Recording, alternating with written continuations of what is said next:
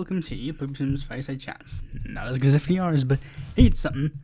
Now, this episode, of course, you may notice that this episode covers not just a person, but basically a whole network.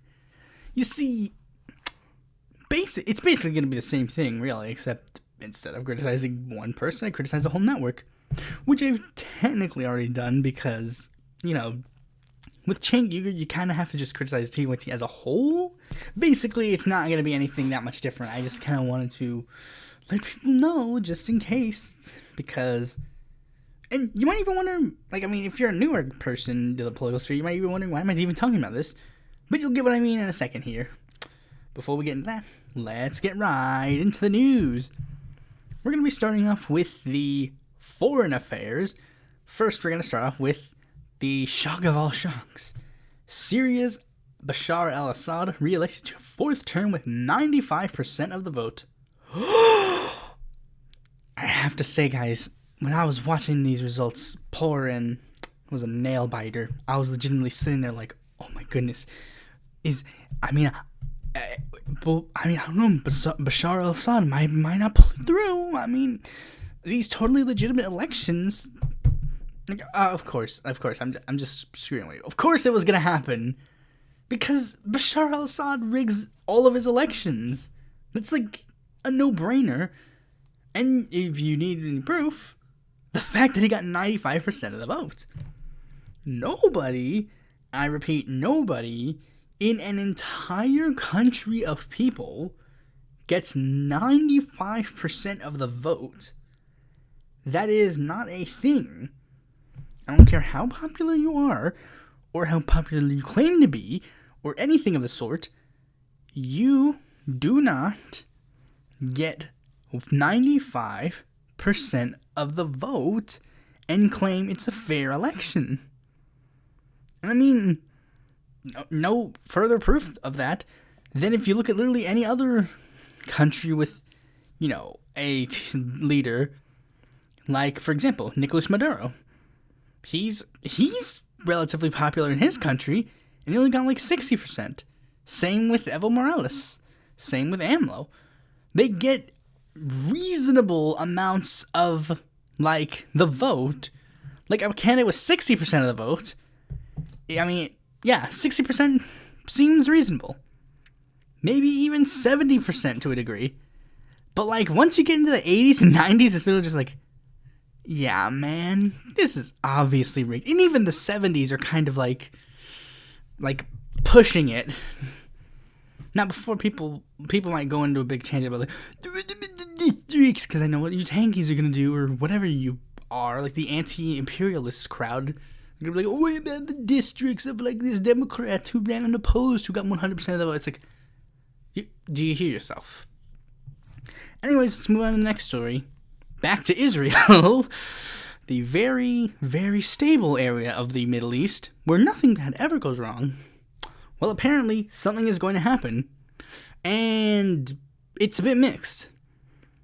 Bennett has announced that he will be forming a change government on Sunday. Naftali Bennett has informed Lapid, the guy who's the head of the opposition to Netanyahu, that he will be forming a government with him. Now, for those who don't know what I'm talking about, basically, here's what's going to happen at this point. There's been this huge debacle over, who's going to form the government in Israel? Is it going to be Netanyahu? Is it going to be Lapid? Or is it going to be Benny Gantz? So basically, there's been this huge coalition with Yair Lapid, Benny Gantz, Merev Levid of Labor, basically a bunch of the main opposition parties to Netanyahu, basically saying that they wanted to, form a opposition to Likud. And basically, the way the parliamentarian systems broke down, Netanyahu and Lapid were pretty close. Netanyahu got 52 people say that they wanted to form a coalition with him. Yair Lapid got 45 people say they wanted to form a coalition with him. There were a lot of parties that weren't necessarily sure what to do. Bennett's Yamina, which is a noticeably further right party in some degrees than Netanyahu. It's basically like a right-wing populist party to a degree, but it's also kind of secular in a way. But basically, it was like a party that was sort of like a right-wing opposition group to Netanyahu to a degree. So basically, they decided they were going to sit out of the election. Well, not sit out of the election, but sit out of this parliamentary problems and say, like, we support Bennett to be prime minister. And, that led to a bit of trouble because either way, they needed Bennett. There was, Netanyahu, there was no way he was going to get the other parties to support him because there were two Arab parties, the Joint List and the United Arab List, and New Hope, which they both all three decided, they're not going to endorse anybody. So basically, that coalition fell through, and then it became Lapid's turn to form a government. And with Lapid is he's not a lefty, but he's like a centrist. And that's basically what all of the other left-wing parties in Israel have decided. Like Labor, Meretz, and the left-wing parts of the Joint List, Hadash and Tal, they all basically decided, let's just support Lapid for the time being, to get Netanyahu out, and then we can figure out what to do next. But basically, there's one more problem with this agreement that might trigger Hadash and Tal to maybe reconsider. We don't know 100% if they're going to pull through because of one thing. Under this agreement, Bennett would be the prime minister for 2 years, and then Lapid would be prime minister for the remainder of the term. And I don't necessarily think that these guys will be supportive because Hadash, Tal, and Balad of the Joint List, basically, they don't like Bennett. And Bennett even at one point said that he didn't even want to join a coalition with those guys. If they considered joining a coalition with Lapid, then it was a no-go. But at this point, it seems like the situation, given the recent Israel-Palestine thing, basically is making people basically just go, let's just fix this situation first, and then we can focus on the broader political grand scheme of things. So we'll have to wait and see how things play out. Now on to a country that is sort of interesting, the UK. Well, the UK is getting something slightly interesting.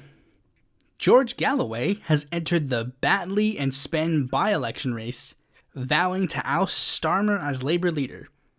Former MP and veteran challenger George Galloway has announced that he is running in the forthcoming Batley and Spen by-election with the explicit aim of ousting Labour leader Sir Keir Starmer. Mr. Galloway, who was expelled from Labour in 2003, confirmed on Thursday he is standing as a candidate of the Workers' Party of Britain in the poll on July 1st. In a video filmed at a Batley bus station and posted on social media, he said, "I am standing against Keir Starmer. If Keir Starmer loses this by-election, it is curtains for him. So if for whatever reason you think that the current leader needs to be replaced, I am your man." So George Galloway is going to be running for another election with the sole purpose of trying to get rid of the Labour. So he's basically decided that this campaign is explicitly going to be a spoiler candidacy with the sole purpose of trying to hurt Keir Starmer. Now, here's the thing. This is very interesting because this has been a historically Labour candidacy, and as we remember from the last one, like the last episode that I did, Labour didn't do so hot in the previous like by-elections and other things. They didn't do so hot. So basically, Galloway's going to try and make it so that this candidacy basically will try and kill the Labour Party. Because the thing is, Galloway has been trying to make it so that he is now the face of the anti-Blairite faction. Because it's kind of what his thing is. The Blairites kicked him out of the party, so he's been holding a grudge ever since. However, then this is a little hard to do when he's actually ran against Labour candidates while Corbyn was leader. His whole thing is I'm going to be see how they treated Corbyn, blah, blah, blah. But he's run against Corbyn candidates. Well, I don't necessarily know if they were Corbyn candidates, but he's run against Labour candidates who were like part with Corbyn. So it's like, what is it? Well, there's actually a big thing about him. He's basically trying to run in, like you know that whole thing about everybody like makes a joke about the red-brown lines or the Nazbold vortex or like the class reductionists? Yeah, this is basically what he is. This is his literal like manifesto. The Workers' Party of the UK is the working class patriotic alternative to the fake woke anti-British Labour. Like, that's what his whole thing is. Like, and he's even like teamed up with the Communist Party of Great Britain, the Marxist-Leninist version, which like whose leader literally said like, oh, we don't hate trans people, we just hate the transgender ideology, a thing that does not exist. And there's gonna be a big problem. The biggest problem with all of this is basically this might make George Galloway think people like him. Because the thing is, the only reason that people would be voting for George Galloway is literally because they just don't like the like existing thing about the Labour. That would be the only reason why they didn't like him. Like, why would they vote for Galloway? But the thing is, that might trick people into thinking, like, that might trick Galloway into thinking that his party actually has some sort of relevancy. And that's the big thing that he's been searching for a million years. Relevancy. His whole thing is that he's trying to make the Workers' Party of Great Britain the anti-Labour left party, when that already exists. It's called the Green Party of England and Wales. It's so dumb, and it's so petty. It's just, like, I mean, for a lot of reasons, I just got turned off by George Galloway, and he's just, like, an incredibly fucking cringy idiot now. He seemed very noble at first, but he's just a crazy nut job. He's like if Jean-Luc Mélenchon wanted to be slightly less relevant than he already is. And he's also relevant to what we're talking about in the main topic, but we'll get to that when we get to that. Okay, so the next story comes from New York. Dianne Morales, a candidate in the New York primary for mayor, can't go 5 seconds without a controversy. So basically, here's what happened. The mayoral campaign of former nonprofit executive Dianne Morales is descending into disarray, with staff announcing a work stoppage, while others calling her to suspend her campaign and drop out of the race entirely, all with just 2 weeks before the start of early voting. Since Tuesday, at least 8 members of her team have departed.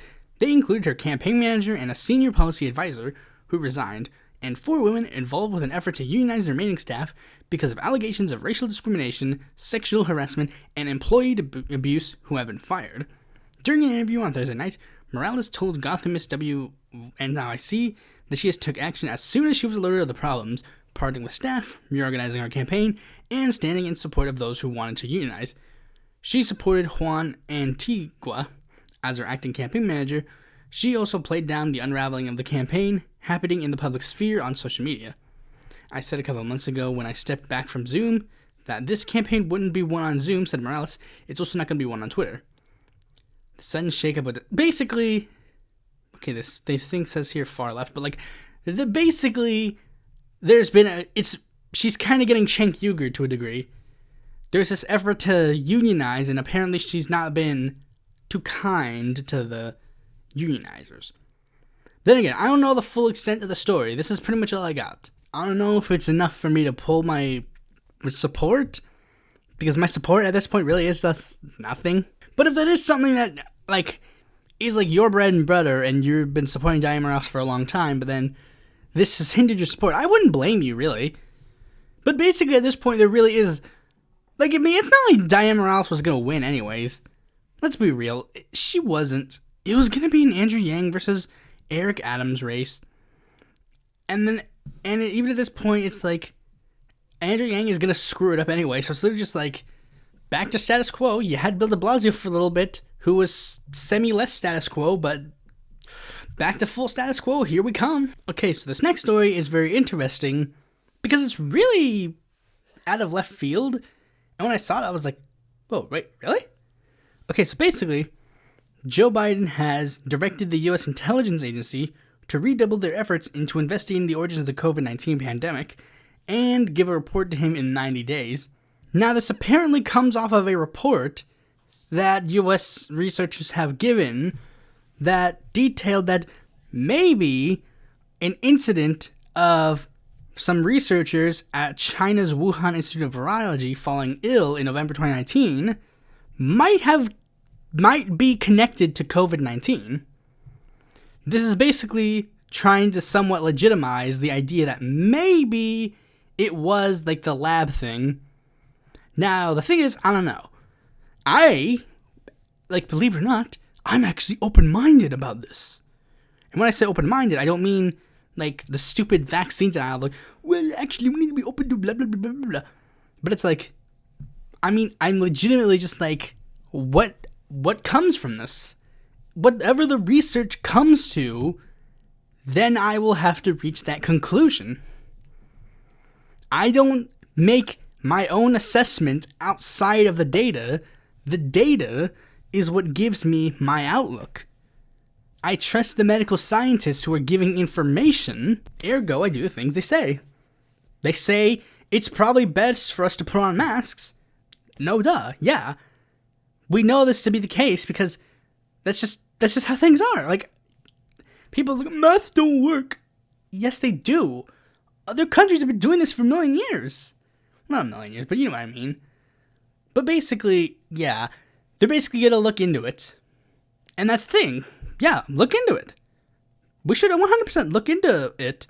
And if it does include, if that's the thing, then yeah, let's find out. Okay, so the next story is a very interesting one, but kind of bad. And it does show, like, yeah, our democracy is screwed. Senate Republicans have blocked a commission on the January 6th insurrection. Republicans have blocked a House-passed bill to create a commission to investigate the January 6th attack on the U.S. Capitol. The interesting thing is vote totals, because 11 senators actually voted, didn't vote at all. That includes senators, like a lot of Republican senators didn't show up to vote, like Richard Burr. But the most interesting ones was that 2 Democrats apparently didn't show up to vote. And one of them was Kyrsten Sinema. And the big thing was, Kyrsten Sinema was making this big deal about, like, oh, we need to do this thing, we need to come unite together as a country, and blah, blah, blah. And it ruined it. And this is all a big bad thing about the filibuster. Because, if you hear it on the first glance, you would think, oh, wait, what? It failed? Because it passed 54 to 35. It passed. People, 54 senators voted for it. That should be done. But that's not how it works. Due to the fact that the Republicans instituted a filibuster, or not even instituted, they threatened a filibuster. They won. The 35 senators win. That's literally the big thing that I saw on a Move On tweet where it was literally 54 senators voted to investigate this thing and 35 voted against it. The 35 senators won. And it's what? Now, some praise should be given. Bill Cassidy, Suzanne Collins, Lisa Murkowski, Rob Portman, and Mitt Romney, and Ben Sasse all supported the investigation, as they should. And the fact of the matter is, even the Republicans who voted against it should have been doing an investigation. They should have voted for it because of the big thing where they're like, oh, Antifa did it. Well, apparently, clearly, you don't believe that, because if you believe that, an investigation would prove it. Or maybe it wouldn't prove it, and then you wouldn't have your attack ads. It's so dumb. And it's why I'm legitimately, perplexed that people even take the Republican Party seriously. It's just so stupid. So fucking dumb. Now that we got off the sad news, time to bring some good news. 2 bills that are being proposed are actually pretty good. Here's one. A Senate bill proposes union labor for the NCAA athletes on scholarship. Basically, college athletes might get the chance to be part of union contracts because of a bill that is being proposed by Chris Murphy, Bernie Sanders, and Representatives Jamal Bowman, Andy Levin, and Lori Trahan. Which is good. This is like that big debate about, like, should college athletes be paid? It's like, no shit, of course. Of course they should. They should be entitled to the same labor rights as everyone else. It's like the morons who say that, oh, actually, you can't, like, people who are unpaid interns should stay unpaid. John Munitz. Anyways, basically, if you work for someone, you should get paid. Yes. That is, you work, you get paid. Yes. Yes, of course. And they're like, but actually the education, shut up. I don't care. If they're spending 5 hours, not even 5 hours, college athletes do literally the same amount of like shit that like freaking other people do. Like the other athletes, they do the same amount of stuff and they get all that like merchandise and stuff. But like, you're gonna sit there and be like, actually, they should not get paid and they should not be entitled to union rights. It's like, what? Why? So you're telling me they have to do all this star athlete stuff and go to classes and have a job to pay that tuition? No. They should be paid for their work that they do on the field, like a normal athlete. You know what unpaid labor is? Slavery. If you are in favor of unpaid labor, you are in favor of slavery. And yes, that does include people who say, oh, no, they shouldn't pay interns. I'll say it right now. John Munitz is in favor of slavery. That's what I'll say. Anyways, next thing, Pramila Jayapal is leading a charge to expand Medicare. And, like, you see, basically here's her plan for the short time. Like, she's like, yeah, I want Medicare for all, but, like, we need to have a plan to expand and improve Medicare in the American Families Plan. Basically saying they should expand Medicare by lowering the eligibility age, improve Medicare benefits, finally covering dental, vision, and hearing, lower the record-breaking price of prescription drugs, and yeah, that's pretty much what they need. And this bill has actually been signed by more than 155 lawmakers, and it's like a across-the-board type thing. You got Pramila Jayapal, Jared Golden, Connor Lamb, Jonah Goose. You got, like, let me read a bunch of the other ones. Like, they even, like put on the front, like, this isn't just like the far left or anything of the sort. They got, like, people like Mark Buchan. They got, like, Richie Torres. They got Rashida Tlaib, Dan Atitis. Let's see. Rosa DeLario. The freaking frontline Democrats like Kim, Lucy McBath, Katie Porter, Stevens, Slotkin, DeFazio, Crow. Like, she's basically trying to tout, like, even the Democrats in the very, very, like, close districts support this Biden. You should too. And yeah, he should at least do that. Do what he promised. If he's gonna do a public option, do it. The freaking conservatives in Mexico did it. So why can't Biden? He's supposed to be the lefter option. Okay. So now that we got all that out of the way, now it's time for the main topic of this video. RT, formerly known as Russia Today. Now, you may be wondering why I'm covering RT, and it's very interesting. I mean, it's not, but it kind of is. RT is sort of...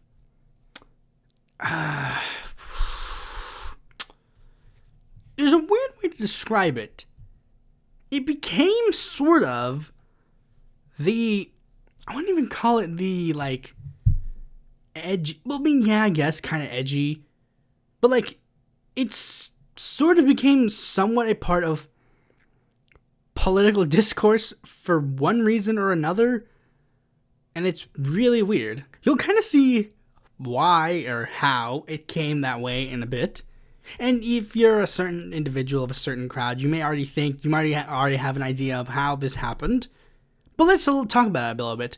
First, what is RT?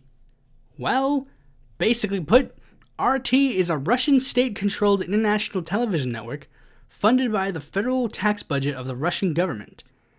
It operates pay TV channels directed to audiences outside of Russia, as well as providing internet content in English, Spanish, French, German, Arabic, and Russian, obviously. It was created in 2005 as part of a larger public relations effort by the Russian government to improve Russia's image abroad.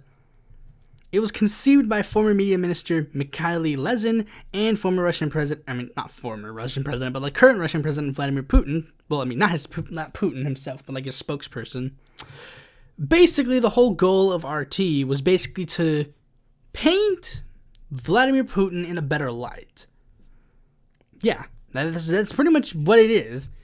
The idea was that it was supposed to be a news network that was supposed to paint Vladimir Putin in a better light. However, it didn't stay in Russia for that long. For some reason, this network decided to go national, even though its name was literally Russia Today. Like, it's weird, but they decided to go national, hence why they changed their name from Russia Today to RT. Sort of like DC Comics, except it makes slightly more sense. You know, because DC Comics is literally now Detective Comics. And it's funny, even though they're a state-owned media by the Russian government, their slogan is literally question more. I find that to be slightly interesting. And maybe why certain people like Russia Today as a network. Now, basically, like, while we could talk about all of the all the media outlooks, we really don't need to. Because really, the only one that's important is the one that focuses on us, RT America. Because RT America is sort of the most interesting of the bunch. Well, of course, RT itself is a very interesting thing. But, like, RT America, I would say specifically, is very interesting because it's of its just basically weird nature. Like, I mean, think about it.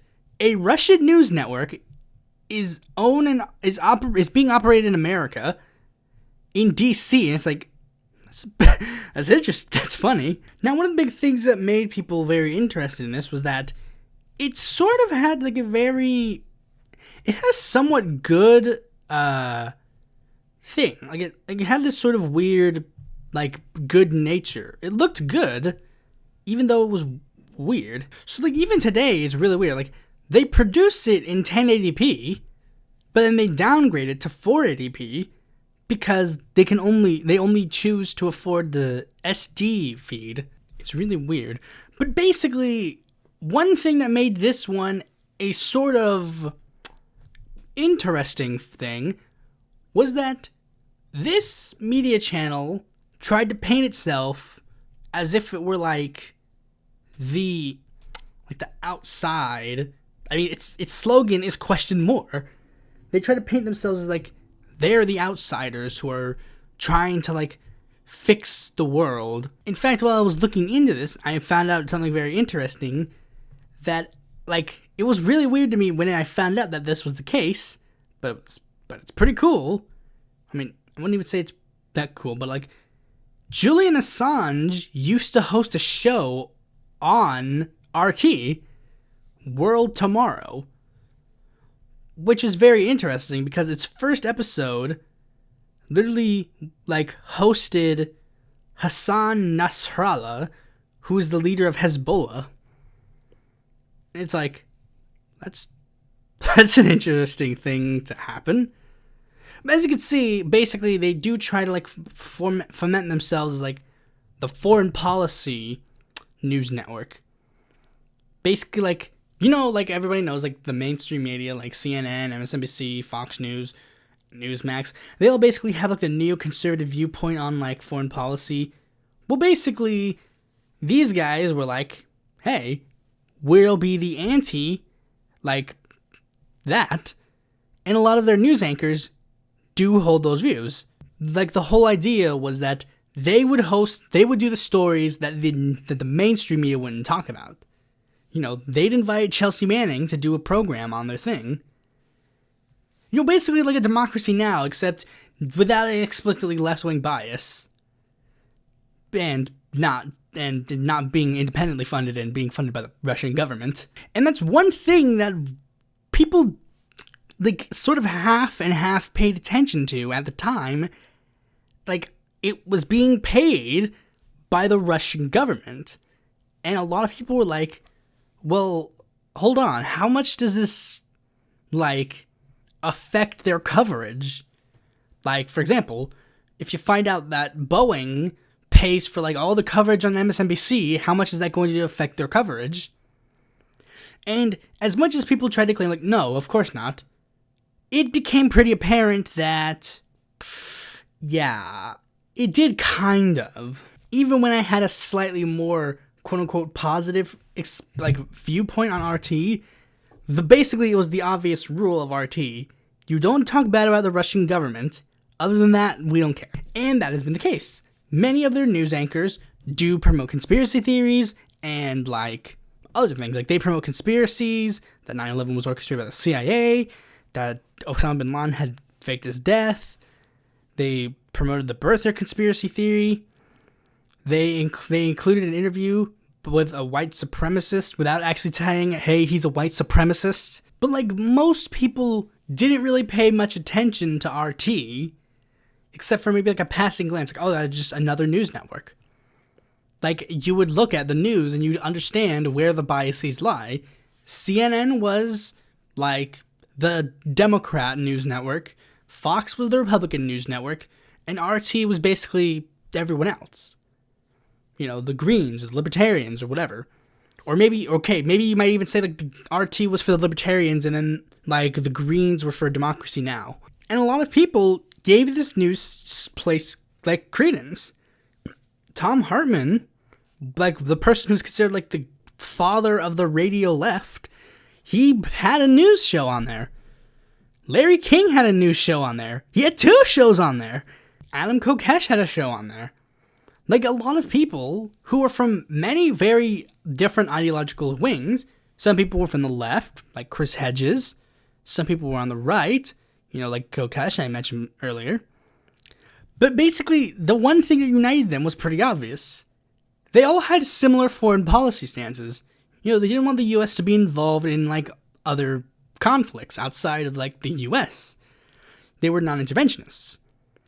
So, but it was sort of still in the background until, like, around 2012, when they started explicitly trying to appeal to these crowds. They were already doing that. You know, Kokesh had a show on there. Kokesh made his whole deal about, like, being, like, this super, like, anarcho-capitalist guy on YouTube. But basically, they decided to, like, push further by basically teaming up with, like, a bunch of people to host a third-party presidential debate. Jill Stein, Virgil Goode, Rocky Anderson, and Gary Johnson all, like, went on RT. They'd, like, talked. They hashed it out. And basically, that was the thing. They, like, that was their thing. Like, they basically became, like, the third-party news network in America. They would cover the third parties when the U.S., like, they basically held my job. They covered the third parties because the mainstream media kind of forgot to do it. But as they started getting a bit more people to pay attention to them, it became more obvious that they weren't as, like nice as they claimed to be. Because one of the people who worked for them, Abby Martin, she basically, like, she said point blank, she disagreed with Russia, and they basically kind of were, like, had a mixed reaction to her. And another controversy they had was with Liz Wall, an RT anchor who literally resigned on air, which is a very interesting thing to happen. But basically she said, like, yeah, the RT basically controls, like Russian government basically tells us what we can and can't say, so sorry, I'm out. And the thing about RT is like, with all that, they were still sort of seen as, like, the anti-authoritarian news network. But I honestly don't think anybody really cared that much about RT themselves. They just cared about, like, the aesthetic about RT. Like, I mean, and when I say, like, they're the... I'll get to that in a second, but, like, I'm going to go in a bit more depth about, like, the mainstream media rejects in a bit. But, like, one that is worth mentioning is Ed Schultz. He had this big controversy where, like, he was going to cover the Bernie Sanders campaign, and then he decided... And then, like, the mainstream media basically told him he couldn't cover it. So then he was fired, and then RT was basically like, hey, you want to do a show for us? And he said, okay. And he did that show for the rest of his life. Basically, it was stuff like that, and the fact that they would cover the Greens and stuff, that basically made people start paying more attention to them. Like, these guys were like these guys were the anti-authoritarian network. And they started picking up some more anchors that, again, fitted basically the entire ideological spectrum. Like, some of the current anchors, they have Chris Hedges, Lee Camp, who are definitely supposed to be on the left side of the crowd. And then you have people like Ben Swan and Scotty Nell Hughes, who are supposed to be on the left side of the crowd. Then you have other people like the Venturas, Jesse and Tyrell, his son, who both are part of the network, and Sean Stone, who is the son of Oliver Stone, who is a well-known conspiracy theorist. Which one? Both of them. Stone has literally propped up QAnon, and he's a Muslim. It's not necessarily a bad thing, but, like, basically, yeah, I mean, this guy's literally a conspiracy nut, like his father, because that's basically all Oliver Stone is. Like, that's why these people love them. They're conspiracy theorists. I'm not a conspiracy theorist because I'm not an idiot. But, like, I'll even mention this again. Ben Swan. Ben Swan was very notable because he's like a white supremacist. So like I said, RT basically hosts the entire spectrum as long as it's not a mainstream thing. Now, another individual that I'll mention that is a host on RT is Rick Sanchez. Now, I didn't know that much about Rick Sanchez, to be specific, but I do know a bit about him now. Rick Sanchez, for those who don't know, he's not the Rick and Morty one, obviously. You know, Rick Sanchez is a news anchor who used to work for CNN. But he didn't used to work for CNN, like, when he joined. He worked for CNN a long time ago. But he just now joined RT. Now, you might be wondering, why did he get fired from why did he quit working for CNN? Well, CNN fired him. Why did they fire him? This is why they fired him. I think Jon Stewart's a bigot. That Rick Sanchez, the little Puerto Rican guy, I'll make fun of him. He's upset that someone of my ilk is at almost his level. Stewart's a minority, as much as you are. Come on. How is he a minority? Yeah, Rick, very powerless people. I'm telling you that everybody who runs CNN is a lot like Stewart. And a lot of people who run all the other networks are a lot like Stewart. And to imply that somehow the people in this country who are Jewish, are an oppressed minority? Yeah. Very, very interesting statement to be made. Yeah, I mean, yeah, like you said, yeah, it's freaking crazy. Now, of course, you see, the thing is, after the 2016 election and the fallout of, like, Russiagate and stuff, there's basically been a lot more scrutiny to be held by working with RT, even though that's kind of always been the thing. For example, in 2017, the U.S. Department of Justice insisted that RT America had to officially register as a foreign agent. They decried the fact that, like, BBC didn't do it. But the thing is, one very interesting thing was that during the 2012 election, that's actually the reason why freaking Adam Kokesh lost his show. He actually he quit his show to basically become part of the Kokesh camp, not Kokesh, the Ron Paul candidacy, because if he was, like, if he, like, supported Ron Paul while having a show on RT, that would mean that he would have to register as a foreign agent. And he decided, nah, I don't want that. And even Tom Hartman left the channel around the time of, like, 2017, because he was like, I mean, he says, I don't know if he said it anything publicly on his show, but, like, he basically stated, yeah, he, like, I mean, he hasn't stated it publicly, but, like, I think the fact that he is kind of a Russiagator kind of implies, like, he left RT because he wanted to get out of the whole Russiagate thing. Didn't want people to think that he was a foreign agent. So basically, yeah. And, like, you have other people on the networks like George Galloway and freaking UK who hosts, like, his own version of RT, like Sputnik. And then, who's the other guy? Blanking on his name. Caleb Maupin, that's who he is. Who, like, simp for Russia, even though Russia's not even communist anymore, but you still simp for them for some reason. Because apparently, like, sometimes they'll be, like, funny, haha, like when RT did that thing where they're like, it's Vladimir Lenin's birthday. Something like that. I don't know what they did because it's irrelevant. They're not even communist anymore. And RT basically became, like, sort of like if you were an anti-authoritarian leftist, you were supposed to be like, oh yeah, I watch RT. Because I did that.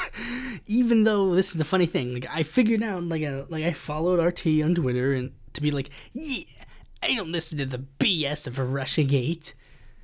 And then I, like, subscribed to, like, Lee Camp and, like, RT's YouTube channel. And then it dawned on me one day, literally just, like, I literally don't watch anything on their network. Why am I following them? And I just unfollowed. Because it literally is the aesthetic, really. I can't think of anybody who legitimately watches RT and then thinks they have the news. Because, I mean, I did actually try to watch RT for a bit, but it's literally just like, they're just the news. It's literally what they are. They're just the news. Like, I mean, they're not anything special. They're just the news. Except they're for conspiracy idiots. And it's so crazy, man. Like, it's so bananas, dude.